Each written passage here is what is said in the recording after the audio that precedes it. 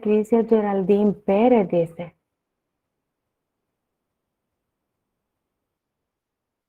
Vamos a ver, primero la compañera Alférez Cañas, ahorita ya le di, ya le marqué la asistencia. Y quiero revisar a ver si de verdad sacó a Crisia. No, ahí está, ahí la veo. Por un problema técnico, no sé por qué. Ok, demos inicio entonces hoy sí al laboratorio. Acuérdense que el objetivo del laboratorio y de cómo se desarrolla es que ustedes presenten lo que ustedes han respondido, ¿verdad? Que ustedes hagan una investigación y que ahora con la discusión de hoy queden resueltas todas las preguntas, ¿verdad? Entonces, si ustedes necesitan que en algún momento yo pause la diapositiva porque quieren copiar algo, ¿verdad? O algo que no quedó claro, pues me pueden decir, yo con gusto lo hago y también que participemos. Entonces, en este caso, si ustedes ven el laboratorio, trata sobre más que todo compuestos inorgánicos y en especial el agua, porque el agua es un compuesto vital para el buen funcionamiento de nuestro cuerpo. Entonces es importante que comprendamos cómo es que el agua puede movilizarse a través de las membranas, ¿verdad? Dentro de nuestro cuerpo. Es que veamos esos principios, cómo se ven esos principios en, en diferentes experimentos para que poco a poco después ustedes pues lo vayan aplicando a los procesos fisiológicos, ¿verdad? Entonces, primero es constatar la importancia del agua como compuesto inorgánico principal en los procesos vitales de los seres vivos. Cómo el agua está presente en todos los seres vivos. Luego, comprender las diferencias entre las soluciones saturadas, sobresaturadas e insaturadas y los efectos en las células de esas soluciones, ¿verdad? Y conocer el proceso de ósmosis, que lo vamos a ver pues en un alga, se ve en un alga, ¿verdad?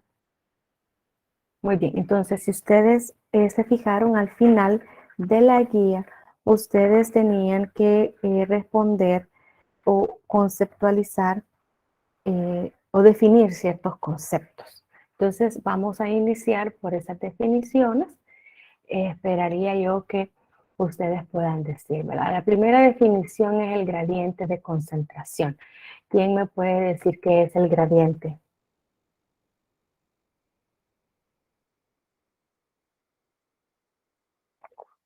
Esto inclusive ya lo vimos en clase.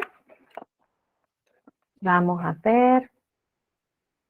Fíjense que yo no puedo ver exactamente quién es. Camila Alessandra y después Adriana Noyola.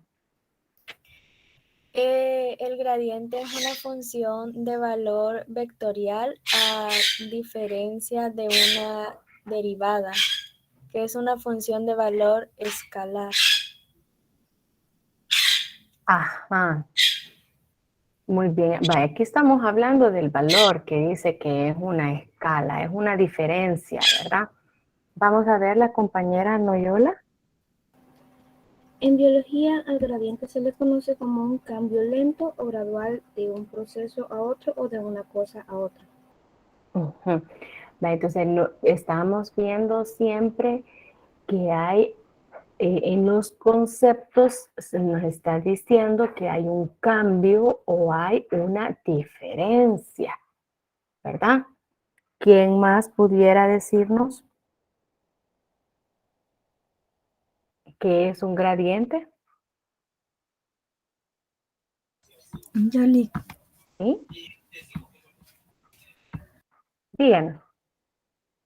Vaya, yo puse ¿qué es la diferencia de la intensidad de un efecto o de una energía entre dos puntos, de una estructura Ujú. o en el mismo punto de dos momentos diferentes?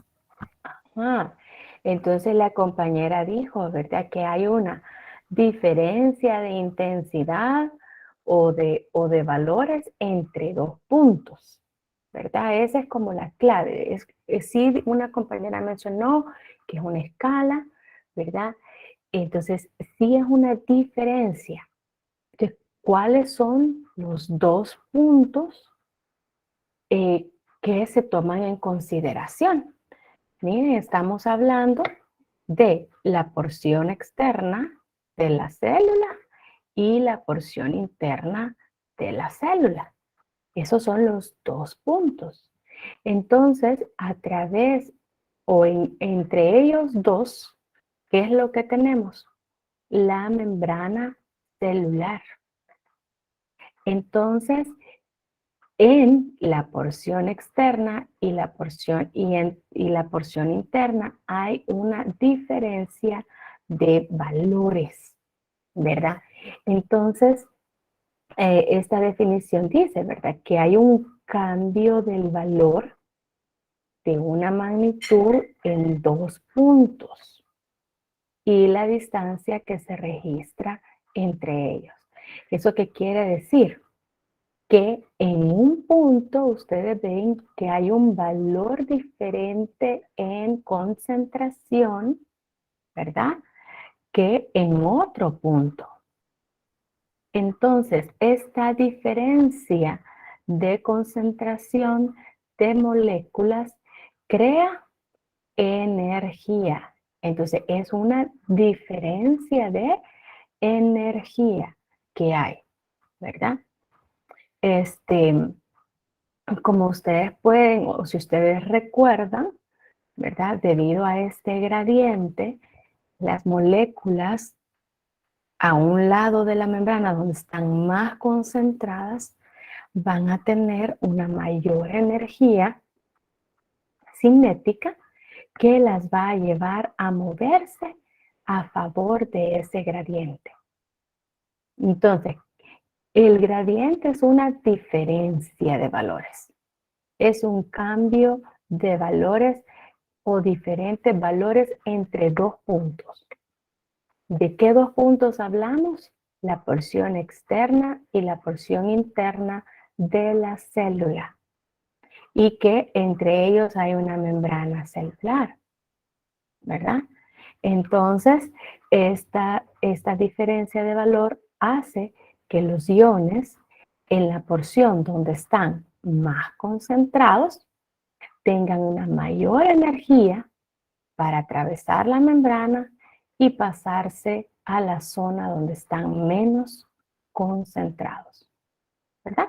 Acuérdense que el gradiente le dice al ion que va a ir de un lugar de mayor concentración a un lugar de menor concentración.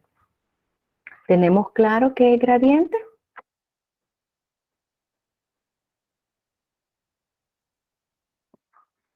Sí, Sí, Muy bien.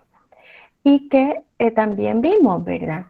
Que esta membrana, o que a veces hay varias membranas que atraviesan los solutos, entonces dependiendo de la distancia que el soluto debe recorrer, así es la velocidad en la que puede moverse, ¿verdad? Muy bien, ahora vamos al otro concepto que es tonicidad.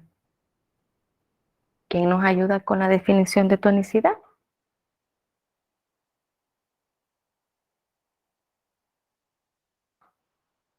Ujú. Inclusive también la vimos en la clase anterior. Pueden abrir su micrófono o si desean levanten la mano, no hay problema. Participemos. Sí, dígame. yo puse que es la capacidad de una solución extracelular de mover el agua hacia adentro o hacia afuera de una célula por osmosis. Ajá. ¿Por qué es que ese líquido tiene esa capacidad? ¿Qué determina eso? Que el agua va a salir o a entrar a la célula. Yo, licenciada, a ¿Sí? esa definición que puso Walter, también le Ujú. agregué que la Ujú. tonicidad de una solución está relacionada con su osmolaridad, que es la concentración total de todos los solutos en la solución. Exacto. ¿Verdad? Esa es la clave. O sea, sí, es la capacidad de la solución de movilizar el agua hacia adentro o hacia afuera de la célula, pero debido a la concentración de solutos. ¿verdad? Entonces, aquí en este caso, la definición es que nos pone es la concentración relativa de solutos disueltos en la solución que determinan la dirección y el alcance de la difusión. Entonces, dependiendo de los solutos que posea la solución, así va a ser la dirección en la que difunda el agua. Acuérdense que el agua siempre va a ir de un lugar de mayor concentración de agua a menor concentración de agua, ¿verdad? Entonces, en este caso, vean en esta solución tiene menos solutos que el interior de la célula, ¿verdad? Entonces, ¿qué detecta el agua? Que aquí afuera hay más agua que aquí adentro. Entonces, el agua trata de hacer como una igualación. Entonces, en este caso, el agua va a entrar a la célula para que haya una cantidad mayor de agua en el interior de la célula, ¿verdad? Tratando de hacer ese equilibrio que en ambos lugares haya la misma concentración de agua, ¿verdad? ¿Qué es lo que sucede? Que la célula con tanta agua, pues no puede vivir, ¿verdad? O puede dañarse si esa condición se mantiene por mucho tiempo, ¿verdad? Entonces, aquí lo que vemos que la tonicidad es en relación a la cantidad de solutos que tiene una solución en la que se encuentran las células, ¿verdad? Y que depende de eso es la dirección de la difusión del agua. Ya vamos a ver los tres tipos de soluciones y los tres tipos de la tonicidad que tiene la célula en cada uno de esos tipos de soluciones. O más bien la forma de la célula de acuerdo a la tonicidad de la solución, ¿verdad? Entonces, esto está relacionado con la osmolaridad de la solución. Se compara, ¿a qué podemos comparar la osmolaridad de una solución? La comparamos a la osmolaridad del plasma. O sea, esta situación que vemos acá puede darse en nuestro cuerpo. Bueno, en la clase pasada estábamos viendo que sí puede darse, ¿verdad? Que el plasma se vuelve isotónico cuando la rehidratación, es decir, que después de la deshidratación, ¿verdad? Severa, viene una hidratación solamente con agua. Entonces estamos dándole agua al cuerpo, pero no le damos los electrolitos necesarios. Entonces estamos creando un plasma con una poca concentración de solutos. Y esto puede provocar edemas o el hecho de que la célula se llene de agua, ¿verdad? Si nuestros riñones están bien y si solventamos esta situación, pues las células vuelven a su estado normal. El problema es, por ejemplo, cuando se da en adultos mayores, o en personas que tienen problemas con sus riñones, ¿verdad? Y también cuando la deshidratación es severa y es constante. Entonces la persona empieza teniendo dolores de cabeza, luego puede tener mareos, ¿verdad? Y después se pueden dar otros signos y síntomas debido a esta inflamación de los tejidos, ¿verdad? Por la cantidad de agua que entra a la célula, ¿verdad? Entonces, vamos a ir haciendo esa relación más adelante cuando veamos el ejercicio. Ahora, el otro concepto es la difusión. ¿Qué es la difusión?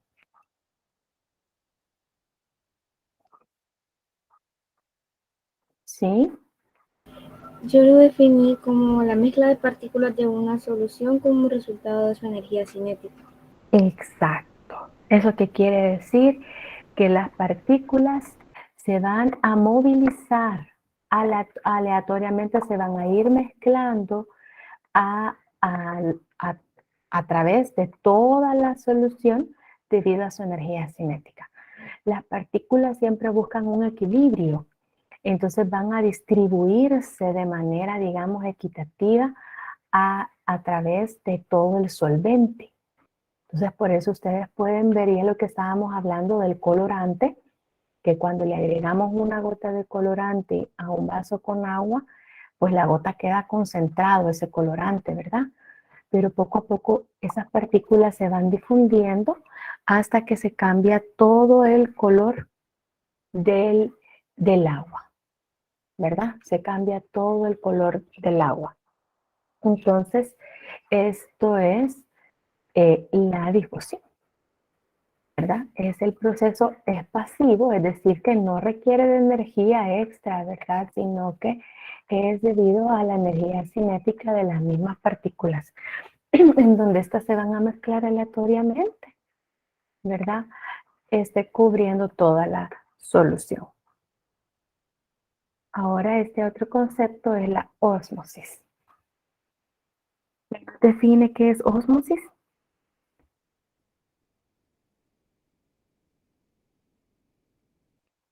Yoli, Sí. que aquí puse que es el movimiento neto de agua a través de una membrana semipermeable, desde una zona de baja concentración de solutos hacia otra de mayor concentración. Ok, muy bien, muy bien. Entonces, acordémonos que la ósmosis es un tipo de difusión, pero en este caso es una difusión pasiva del agua, ¿verdad? Y el agua se va a movilizar a través de una membrana semipermeable. ¿Por qué es una membrana semipermeable? Porque ella puede dejar pasar el agua y ciertos solutos, pero no todos los solutos. Entonces, a los dos lados de la membrana pueden haber diferentes concentraciones de solutos.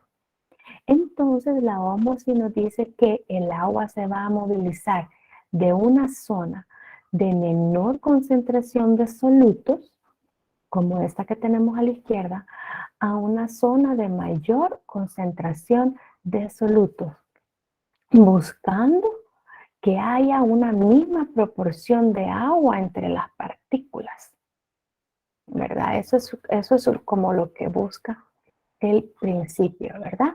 El agua se desplaza por ósmosis de una zona con mayor concentración de agua a una con menor concentración de agua si lo decimos en relación al agua. ¿Por qué decimos que aquí hay más agua? Ustedes me van a preguntar, pero ¿por qué del lado izquierdo decimos que hay más agua que el derecho?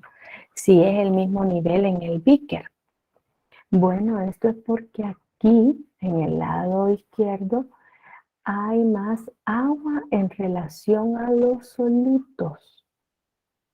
Entonces, ustedes ven que los solutos están más separados porque hay una mayor proporción de agua entre ellos. En cambio, aquí no, miren, aquí hay menos agua en relación a la cantidad de los solutos, ¿verdad? Entonces, por eso el agua va a difundir en este sentido, ¿verdad? De izquierda a derecha, como lo vemos en este caso. Si ustedes ven en este esquema, digamos que las moléculas están a la misma distancia a ambos lados. Entonces estamos hablando que la proporción de moléculas de agua y solutos pues es la misma a ambos lados de la membrana, ¿verdad? Eso es lo que busca el agua, ¿verdad? Y como lo mencionó la compañera, el agua atraviesa una membrana permeable en forma selectiva desde un área de menor concentración de solutos hacia una región con mayor concentración de solutos, ¿verdad? Entonces podemos decir, ¿verdad? Podemos decir que aquí en esta área tenemos una menor concentración de soluto. La concentración la identificamos con corchetes, ¿verdad? Hay una menor concentración de solutos y también hay una mayor concentración de agua, que es H2O, ¿verdad? Y aquí sería lo contrario. En este lado hay una mayor concentración de soluto, ¿verdad? Y una menor concentración de agua. Entonces, debido a esto, es que el agua va a movilizarse en esta dirección, ¿verdad? Esos son principios que tienen que tener claros porque cuando vemos la fisiología renal, el sistema cardiovascular, es importante que veamos la aplicación de estos principios. Muy bien. Ahora veamos los conceptos de las soluciones. Primero, ¿qué es una solución hipotónica?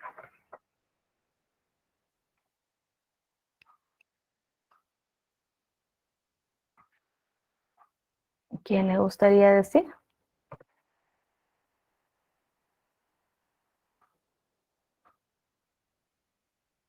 ¿Qué es una solución hipotónica? Díganos. Solución hipotónica es cuando el flujo del agua va al interior de la célula haciendo que ésta se ensanche y pueda explotar. ¿Por qué es que el agua va al interior de la célula?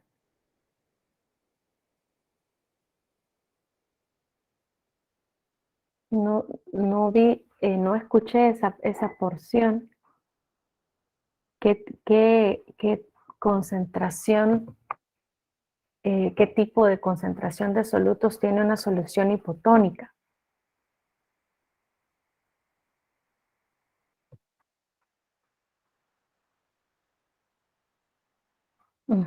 ¿Qué cantidad de solutos tiene la solución hipotónica?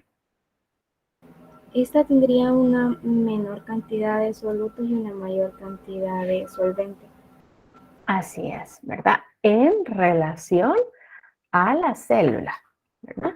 Entonces, la solución hipotónica es la que tiene una menor concentración de solutos en el medio exterior en relación al interior de la célula, ¿verdad? Entonces, si ustedes pueden ver aquí en este esquemita, miren, apenas hay un soluto comparado con los 6 que hay en el interior de la célula, ¿verdad?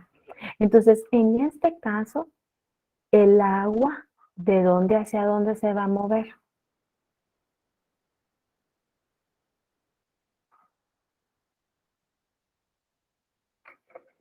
¿Hacia dónde se mueve el agua, jóvenes? Aquí en el dibujito ustedes pueden captar. Hacia el interior. Hacia el interior de la célula. Así es, por eso es que ven los glóbulos rojos, están bien gorditos. Y las flechas nos indican que va a haber un ingreso mayor de agua al interior de la célula y que obviamente la célula va a aguantar ciertos límites de agua, pero si esta sobrepasa, entonces la célula puede romperse, ¿verdad? Muy bien, ahora vamos a una solución hipertónica. ¿Qué es una solución hipertónica?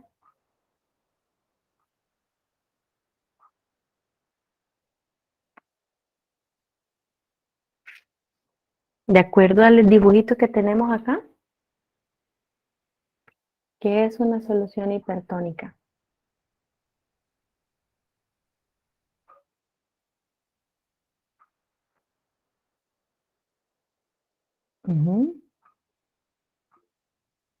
Díganos. Este es cuando el flujo de agua sale de la célula haciendo que ésta se encoja o se deshidrate. ¿Por qué sale agua de la célula? Porque la cantidad de solutos que están afuera de la célula es mayor a la que hay dentro de la célula, haciendo que el agua salga de esta. Así es. Entonces, vean que el concepto va tanto en qué es lo que tiene la solución o la cantidad de solutos de la solución y el efecto en la célula, ¿verdad? Entonces, en una solución hipertónica es la que tiene una mayor osmolaridad en el medio externo, es decir, una mayor concentración de solutos que la célula. Entonces, por eso, la célula pierde agua, ¿verdad? Ustedes pueden ver acá en el esquemita una gran cantidad de solutos, mucho mayor que los solutos que están adentro de la célula. Y por tanto, ustedes pueden ver la flechita que el agua sale de la célula y por eso la célula se arruga o en este caso el fenómeno se llama crena, se crena porque se deshidrata, ¿verdad? Muy bien. ¿Y qué es la solución isotónica?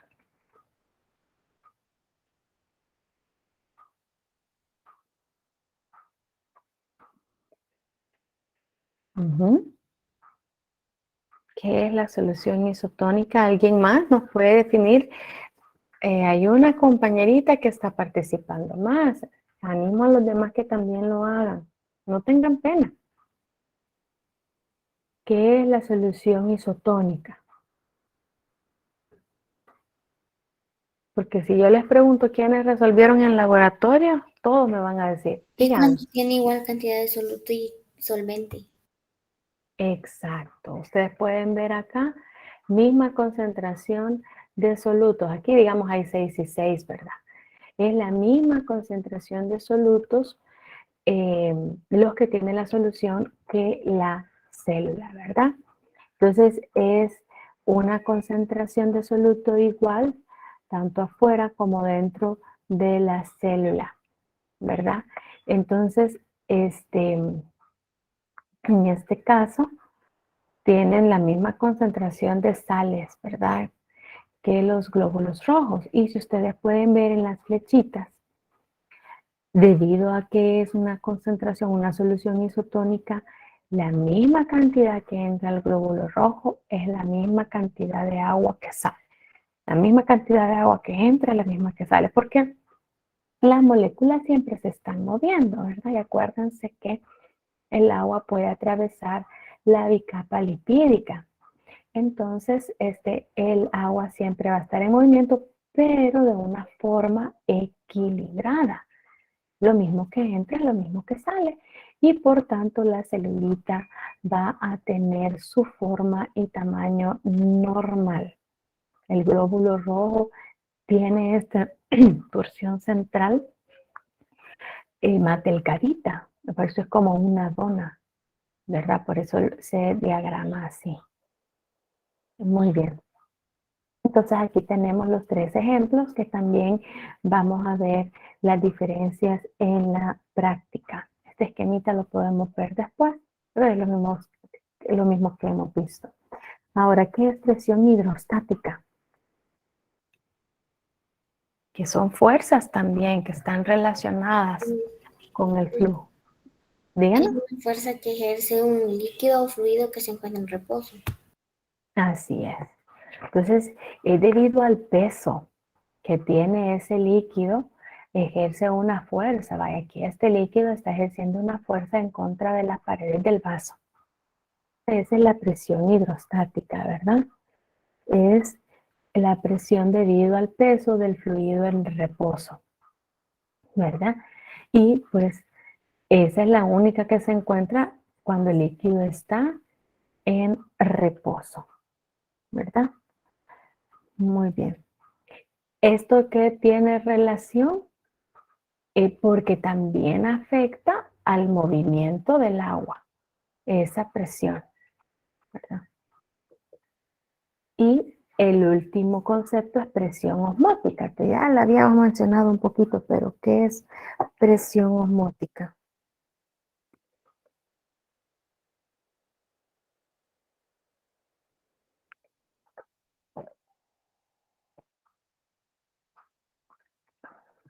Si la osmolaridad es la concentración de solutos, díganos. La presión osmética puede definirse como la presión que se debe aplicar a una solución para detener el flujo neto de disolvente a través de una membrana semipermeable. Semipermeable, ¿verdad? Muy bien. ¿Se recuerdan que en el libro de Tórtora aquí le ponen un pistón, ¿verdad? Entonces, esta es una fuerza que haría que el agua deje de seguir fluyendo y retorne, ¿verdad? Y también cuando lo vemos en relación o cuando vemos la presión osmótica ya en la fisiología, por ejemplo, de las células renales, es la presión que ejercen los solutos dentro de esa solución. Entonces es como estos solutos que quedan acá de este lado y ellos dijeran, nosotros no nos queremos quedar sin agua. Entonces ellos atraen el disolvente o atraen el agua hacia sí mismos, ¿verdad? Entonces es la presión que se debe aplicar a una solución para detener el flujo neto del disolvente, ¿verdad? Ya cuando en el otro ciclo vean ustedes cómo actúa la nefrona, ¿verdad? Que es la celulita del riñón. Ahí van a acordarse ustedes, aquí debo de acordarme de la presión osmótica. Muy bien. Veamos entonces ya en la práctica. Primero, constatar la presencia del agua, ¿verdad? En los seres vivos.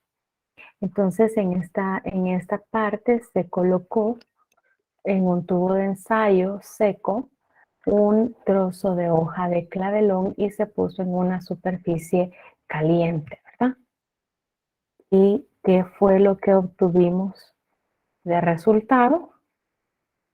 Ahí tienen ustedes el videíto con el resultado.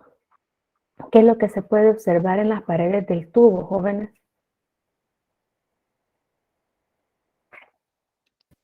En ese, licenciada, puse que presenta pérdida de agua y se puede constatar viendo las gotas que quedan alrededor del tubo de ensayo. Y ese proceso que ocurrió se le conoce como transpiración vegetal. Muy bien. Muy bien. Entonces, lo que sucedió, como la compañera lo acaba de explicar, ¿verdad? Que hubo transpiración de la hoja, porque se pueden observar las gotas de agua en el tubo. Entonces, ¿qué nos dice eso, verdad? Que en esta pregunta, ¿cuál es la aplicación de lo sucedido con respecto al tema del laboratorio? Creo que la compañera también lo mencionó. Vemos la presencia del agua como parte elemental de los seres vivos. Es decir, nosotros vemos una hoja y pues la hoja está seca. Si no le vemos las gotitas encima, pues no se nos ocurriría pensar que adentro de la hoja hay agua, ¿verdad? Ok, pues yo creo que estos son temas que ustedes los han visto desde antes en el colegio, ¿verdad? De mucho antes de bachillerato.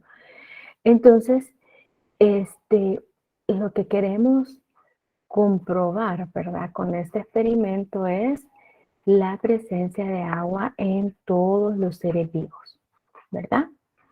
Y también, pues, que obviamente el agua dentro de la hoja, por el calor que recibió, se evaporó y al llegar a la orilla o a las paredes del tubo se fue condensando para formar nuevamente gotitas de agua, ¿verdad?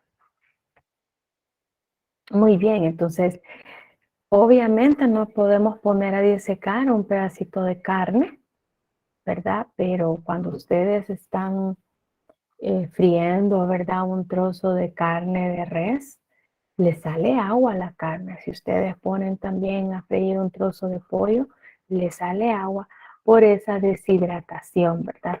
Que todas las células tienen agua en su interior.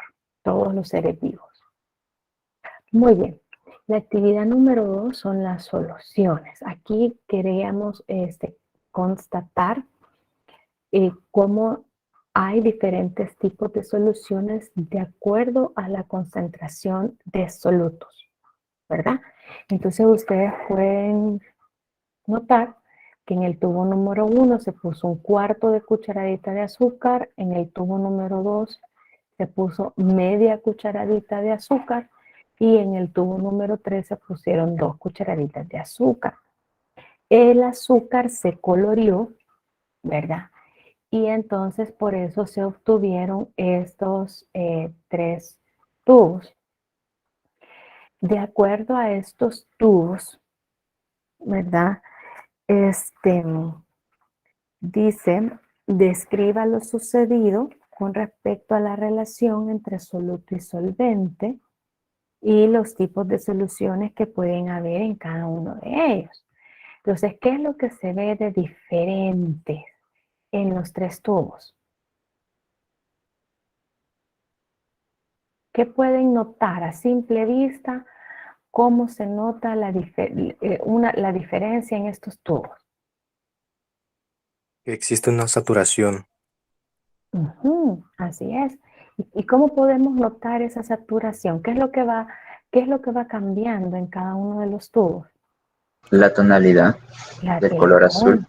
Exacto, la coloración, ¿verdad? El 1, vemos que es un tono más claro, más transparente, ¿verdad? El 2 ya tiene un tono más oscuro. Y en el 3, aparte del tono más fuerte, ¿qué más notamos en el tubo? ¿Qué más no se terminó de disolver.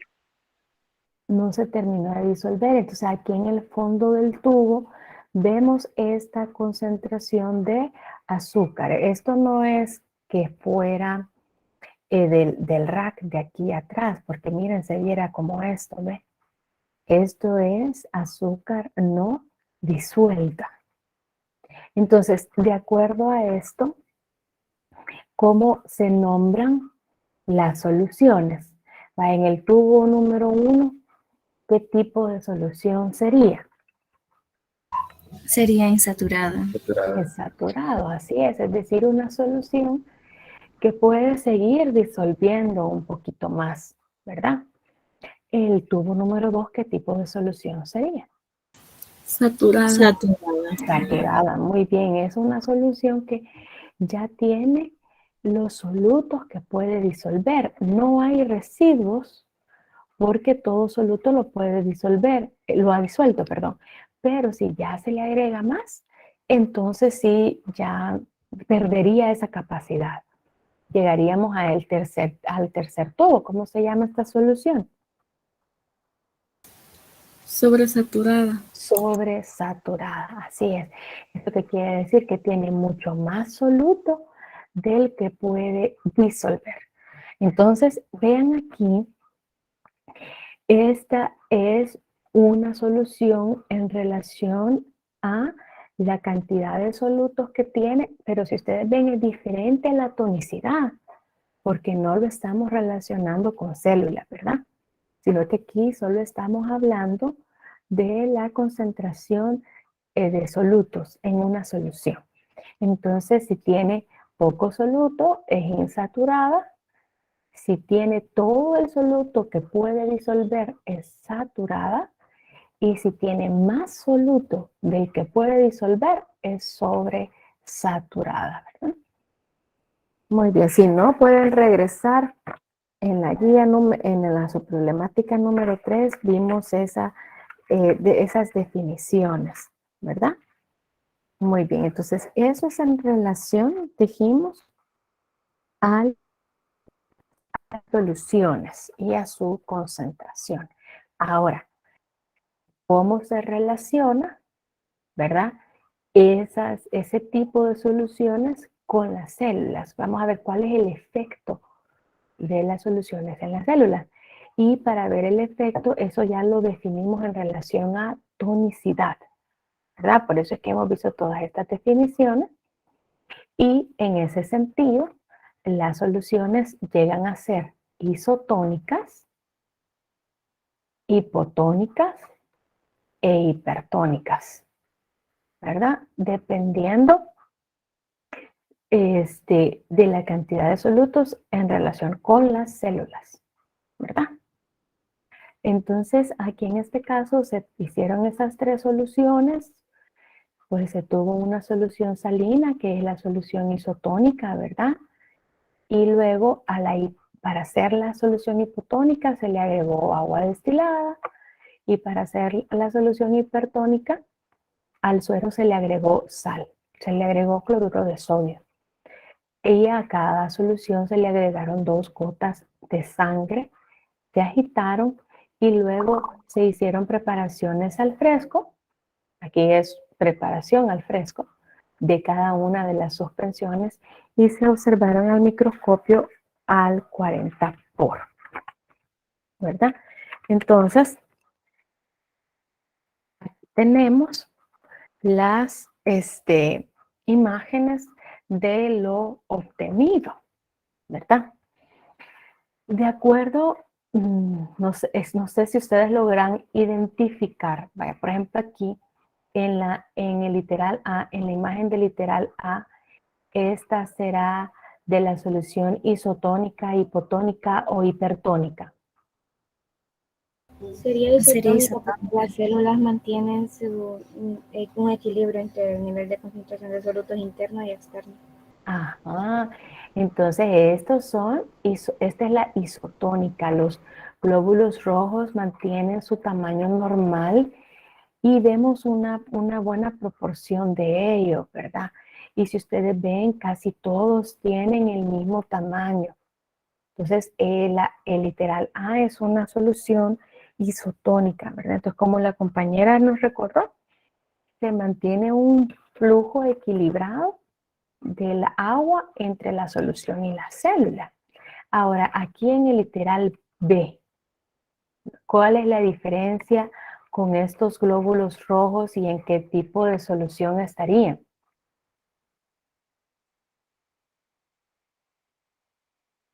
¿Cómo ven los glóbulos rojos de la literal B en relación a los normales? Díganos.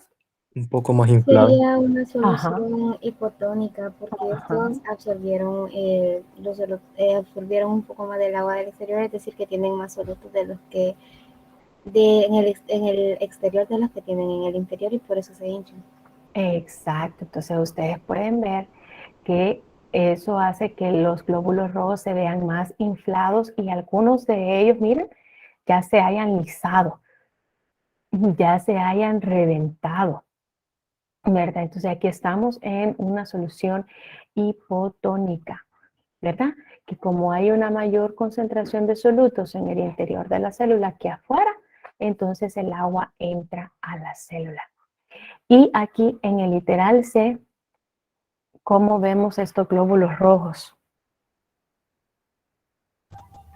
En ese caso sería hipertónica porque el agua saldrá de la célula y la célula se encogerá y tomando una forma similar a la de una pasa. Exacto, aquí están las pasitas, ¿verdad? Entonces, vaya, la solución es hipertónica y la célula tiene una forma crenada.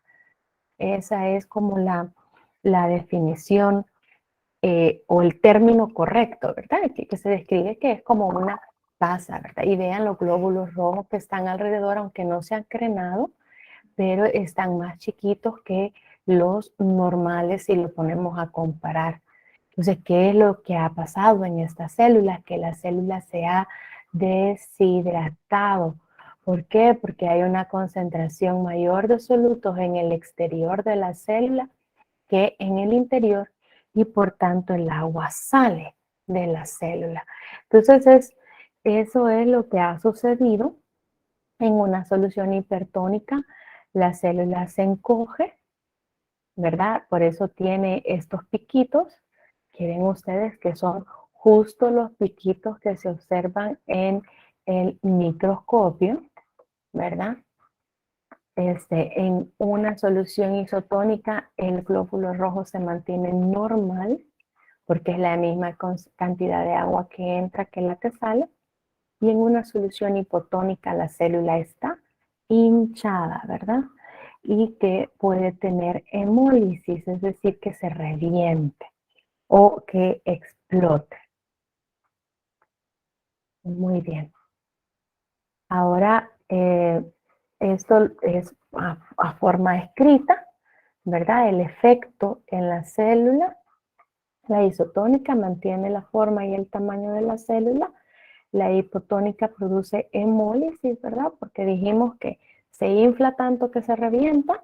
Y la hipertónica produce crenación, ¿verdad? Que es el término que se le da a cuando el glóbulo rojo está deshidratado. Muy bien. Y la última actividad es en donde vamos a constatar la ósmosis, es el movimiento del agua. Y se utiliza esta planta acuática, la Hydrilla verticillata, ¿verdad?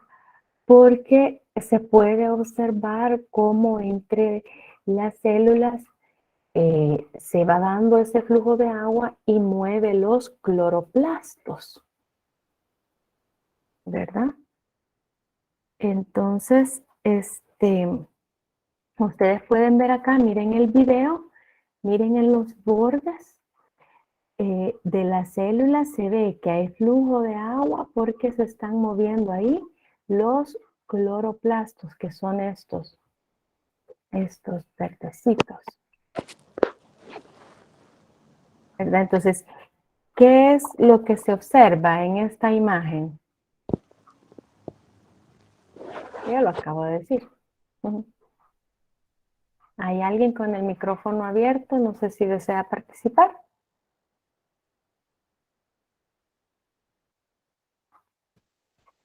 Que tiene agua. Específicamente, ¿verdad?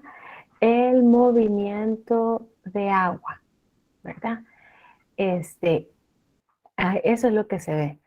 La pared celular, por tanto, tiene los poros que permiten que el agua fluya a través de ellos y eso provoca el movimiento de estos organelos dentro de la célula, que son los cloroplastos, ¿verdad? Eso es lo que se constataría y entonces este fenómeno es la ósmosis, ¿verdad? Que es el flujo de agua, ¿verdad?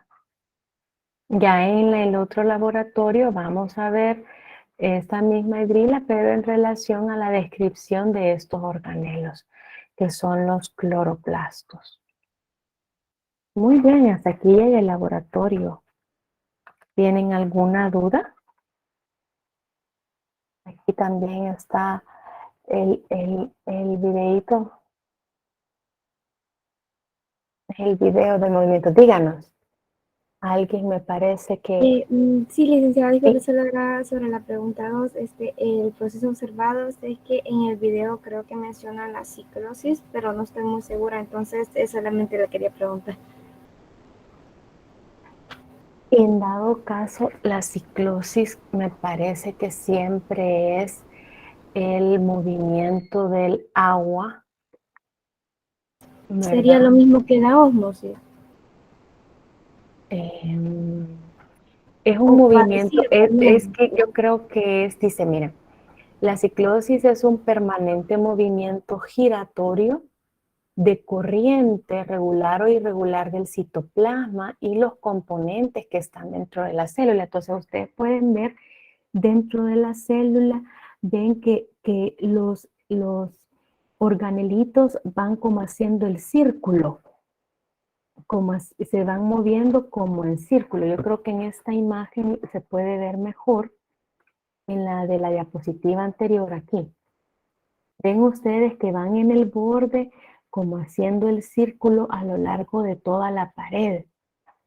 Entonces ese es un movimiento de ciclosis, es un movimiento giratorio que es una corriente en la cual los componentes celulares se mueven.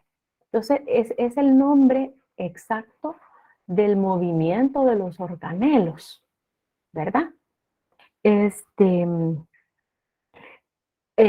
movimiento dice que permite que la célula intercambie los nutrientes con el exterior, pero entonces vean ustedes, es decir, si nosotros ponemos una célula animal con agua, no le vamos a observar este movimiento de sus organelos. Esto solo sucede en las células vegetales, ¿verdad?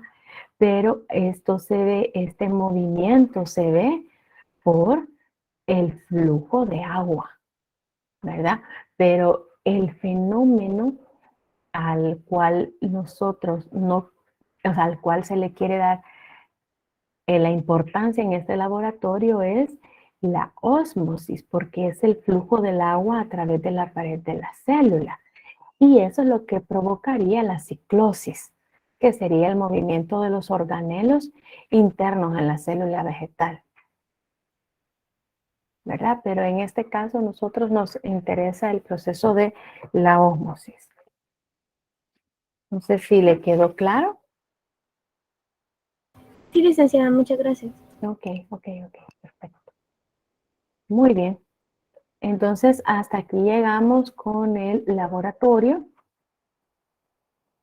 ¿Qué les parece si ahorita vamos a un pequeño receso? Son las 9:04. Podemos volver a las 9:15, unos 10 minutos de receso, para que después veamos las guías 13 y 14.